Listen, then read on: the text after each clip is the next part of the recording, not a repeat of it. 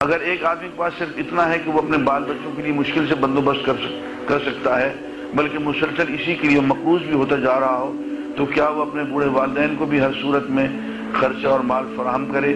نہ کر سکے تو کیا نافرمان ہوگا؟ اس سوال کے جواب میں پہلے دے چکا ہوں۔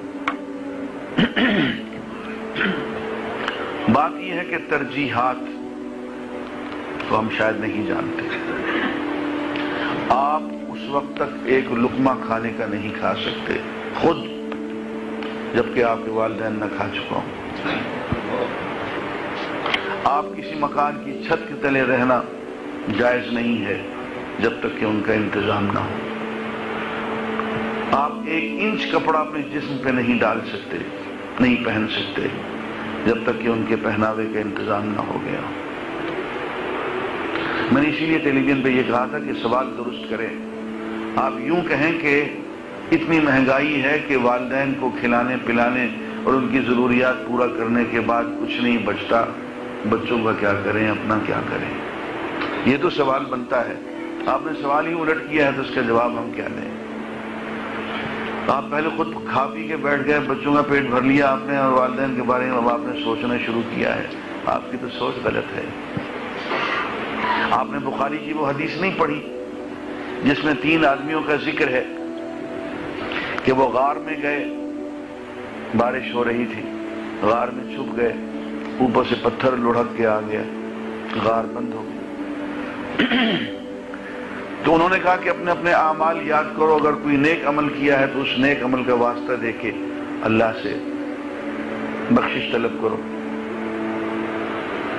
تو 2 آدمیوں نے اپنے اپنے اعمال کا واسطہ دیا۔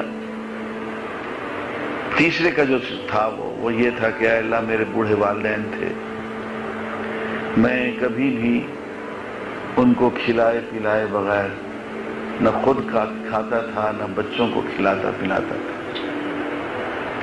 ایک دن میں جنگل سے لکڑیاں کاٹ کے آنے میں مجھے دیر ہو گئی تو والدین سو چکے تھے، اور میں دودھ کے 2 گلاس لے کے والدین کے سرہانے کھڑا ہو گیا کہ جب یہ جاگیں گے تو انہیں پلاؤں گا۔ بچے میرے قدموں میں رو رو کے وہیں قدموں پہ زمین پہ سو گئے۔ میں نے نہ خود کچھ کھایا پیا، نہ میں نے بچوں کو کھلایا پلایا، نہ بیوی کو، اور ساری رات میں والدین کے سرہانے کھڑا رہا کہ جس وقت یہ جاگیں گے تو صبح کے قریب جب ان کی جاگ ہوئی تو میں نے وہ دودھ ان کو پلایا، اور اس کے بعد پھر ہم نے خود کھایا پیا۔ اے اللہ یہ عمل اگر میں نے تیری رضا کے لیے کیا تھا تو اے اللہ آج یہ مشکل حل فرما دے، یہ پتھر دور فرما دے، اور پتھر ہٹ گیا۔ تو عزیزان گرامی، ہمیں اجازت نہیں ہے، اس لیے کہ والدین کے حقوق جو ہیں وہ حقوق نفس پہ فائق ہیں، وہ بیوی کے حقوق پہ فائق ہیں، وہ بچوں کے حقوق پہ فائق ہیں۔ تو جب تک کہ ہم ان کا انتظام پہلے نہ کر لیں، اپنا اور اپنے بیوی بچوں کا انتظام کرنا جائز نہیں۔ اور اگر پہلے ان کا انتظام کر لیں گے تو اپنا انتظام آسانی سے ہو جائے گا۔